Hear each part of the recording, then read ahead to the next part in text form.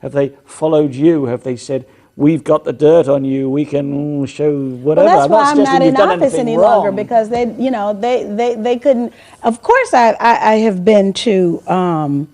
I have been offered several. I mean, my staff. I've been offered. My staff has been offered. I was told I could stay in Congress if I did certain things. But they wanted me ultimately to lie, betray my conscience. And to just, I would encourage people to look at a deposition that was recently given by Sibel Edmonds, who was an FBI translator. Oh yes, I'm familiar with her. Yes. This is about the Iraqi transcripts, wasn't it? No, sorry. It's the American Turkish Council, and how certain certain ideological interests are represented in that organization, but she overheard them discussing sharing nuclear weapons. She heard treason, actually, treasonous conversations, and she was a gag order was placed on her. But one story that she tells in this deposition, which is a legal document, by the way, she's under oath. The Obama Justice Department had just come in, and they kind of slipped up and didn't show up on time, and she was able to give the deposition because she's got a gag order. The deposition then makes it public, doesn't it? The deposition, that's right. And so you can find it if you search Sibel, Sibel, Edmonds, Edmonds.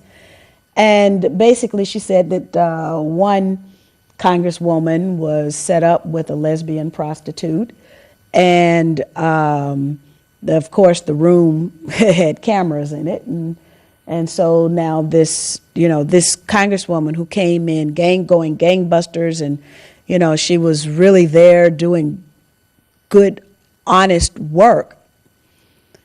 Well, that ended.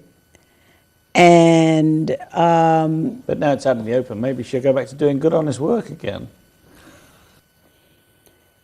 Yeah, I mean, basically it's demoralizing.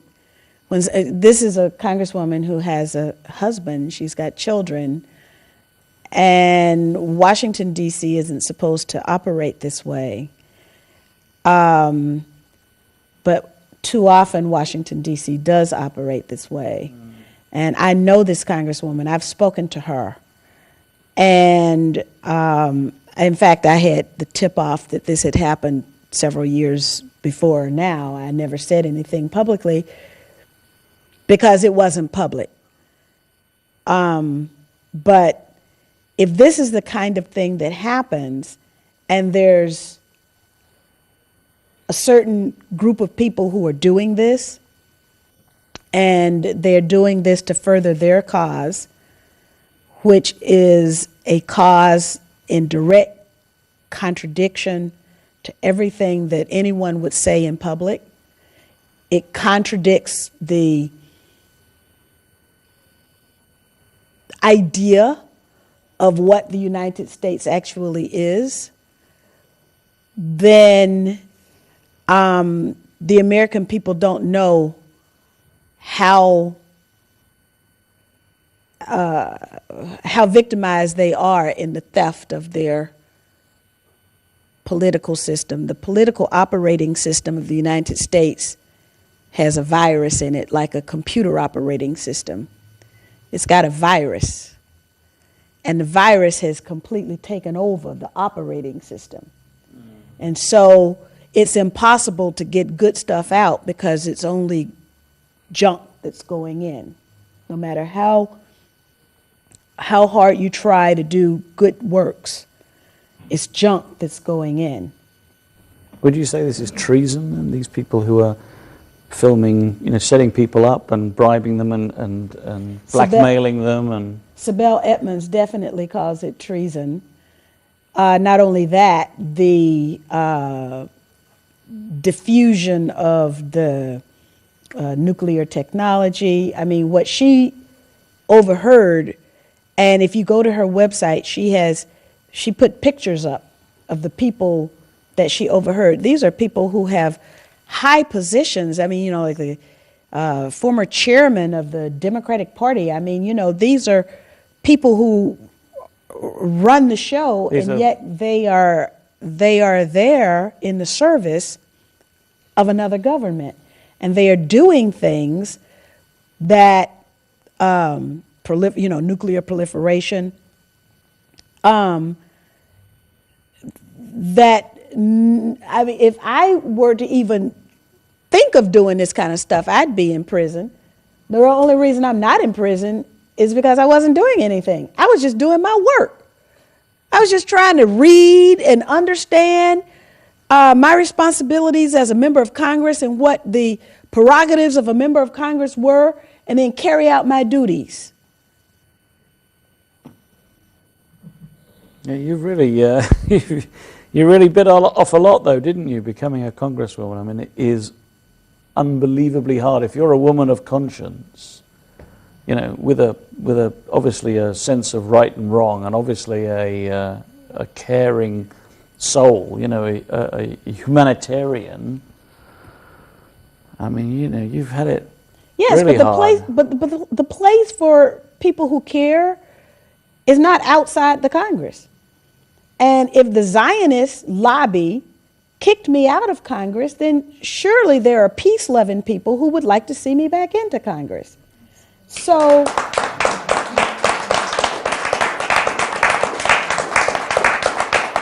there will come a time when people are going to have to move outside of their comfort zone and do something a little bit more for peace, so that we can see, for example, I was just watching today that one member of the U.S. Senate, the Obama administration wasn't too keen on democracy in Honduras anyway, And so when the coup came and the coup hired all of the as their lobbyists, the friends of all of the people in Washington, D.C., then it was very easy for the Obama administration to do nothing, but a Democratic administration is supposed to say something, so they said something, but they didn't do anything.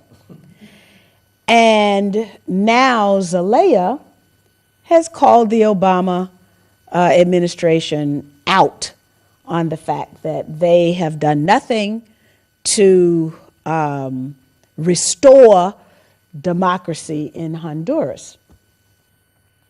Now,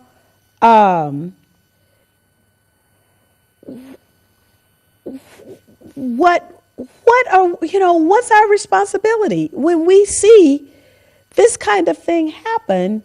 And the Obama administration is expanding its base presence in Colombia. We know that Venezuela is a target, Bolivia is a target, Ecuador is a target. Colombia, they're in there big time, aren't they? They're in Colombia big time, and honestly, the woman who should be the president of Colombia is a woman of color by the name of Piedad Cordoba, who was kidnapped, and she escaped from her kidnappers and came to the United States, visited my congressional office, and I went to Secretary of State at that time, Colin Powell, on her behalf, and she was allowed to get back in, and now she's in the Senate. But she should be in the president's office of Colombia, and Uribe right now is trying to have a third term, and that's just to block the will of the people. Of course, there's always going to be the presence of U.S. arms. Let me ask you then, there are people who say that the reason that the CIA is in Colombia in such force and that the CIA is in Afghanistan in such force is that the CIA is involved in some way with the drugs industry, and Afghanistan is a place where the Taliban destroyed most of the poppy fields, and now that the Americans are back in there, wow, they seem to be everywhere. And in Colombia, of course, you have cocaine production. Do you think there's any truth in that? Well, of course, I choose not to. I choose to go by what the CIA itself says, okay? And it just so happens that my very dear friend Mike Rupert, who has a new film called Collapse that is being screened now in Los Angeles, was a member of the Los Angeles Police Department. He was an LAPD cop. And he was approached by the CIA to help them make sure that every black family in the United States was touched by the scourge of cocaine, and something that didn't even exist before the United States had its designs on Nicaragua and making sure that the Sandinistas did not prevail in Nicaragua. This is the Iran-Contra affair, isn't it? That's the Iran-Contra affair, that's correct. And Mike Rupert has so much courage. He, there was a town hall meeting because there was this feeling, the black community, well, we're not bringing in the drugs. And honestly, there was no such thing as crack cocaine until the CIA had this relationship with Ricky Freeway Ross, and he created it so that cocaine could become more affordable and to poor people. That's right. And so that's how crack cocaine was born. And even my own family, there's not a black family in the United States that has been touched by it. Now, interestingly, and I did have my own personal discussion with,